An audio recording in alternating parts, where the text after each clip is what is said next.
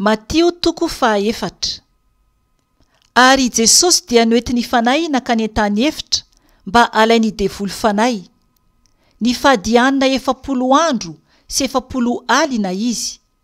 Koa no ny afaka izany dia nona.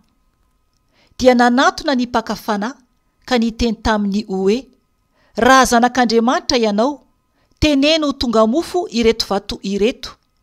Fa izy kosa namaly hoe, voasoratra hoe, tsy mofo ihany no iveloman'ny olona, fa ny teny rehetra izay alohan'ny vavan'Andriamanitra. Dia nitondra azy nakany amin'ny tanàna masina indray ny devoly, ka nampitoetra azy teo an-tampon'ny tempoly, sady niteny taminy hoe, raha zanak'Andriamanitra ianao, mianjera any ambany any, fa voasoratra hoe, izy andidy ny anjeliny ny aminao, ary eny an-tanany no itondran'ireo anao, fandrao tafitohina amin'ny vato ny tongotrao. Hoy Jesosy taminy, voasoratra koa hoe, aza maka fanahy ny Tompo Andriamanitrao. Ary nitondra azy nakany tendrombohitra avo dia avo indray ny devoly, ka naneo azy ny fanjakana rehetra eo amin'izao tontolo izao, mba amin'ny voninahiny. Sady niteny taminy hoe, omeko anao izao rehetra izao, raha miankohaka eto anatrehako ianao. Fa hoy Jesosy taminy, mandehana ianao ry Satana, fa voasoratra hoe, ny Tompo Andriamanitrao no iankofanao, ary izy irery ihany no hotompoinao. Dia nandao azy ny devoly, ary indreo nisy anjely tonga ka nanompo azy. No nireny Jesosy fa voasambotra i Jaona, dia niataka nakany Galilea izy.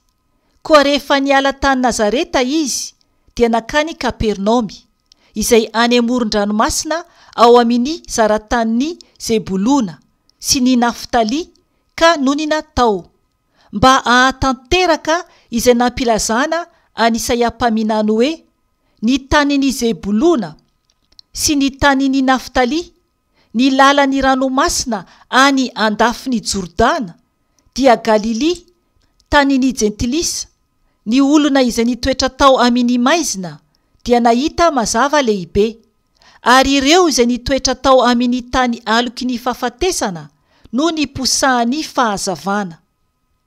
Tamin'izany andro izany no nanomboka nitoriteny Jesosy, ka nilaza hoe, mibebay ianareo, fa efa akaiky ny fanjakan'ny lanitra.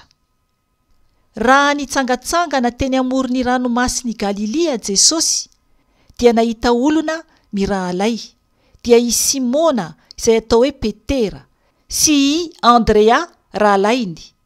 Nanarato teny amin'ny ranomasina izy ireo fa mpanarato.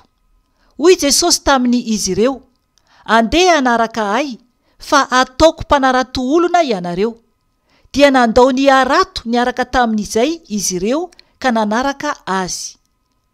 Ary raha mbola nandroso izy, dia nahita olona mirahalay hafa koa, dia i Jakoba zanak'i Zebedio sy Jaona rahalainy, izay niara-nipetraka tamin'ny Zebedio rainy teo atsambo kely, ka nanamboatra ny haratony.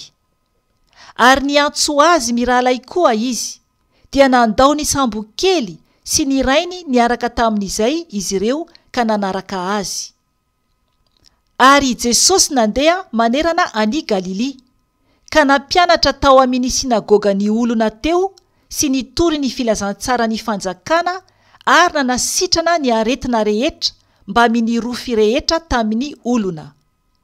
Dia niely manerana any Siria ny lazany, ka noentiny olona tany aminy ny marary rehetra, izay azo ny aretina maro samihafa, sy ireo nampahoriany adi-tsaina, dia ny demoniaka, sy izay marary ny andro be, ary ny malemy, ary nahasitrana ireny izy.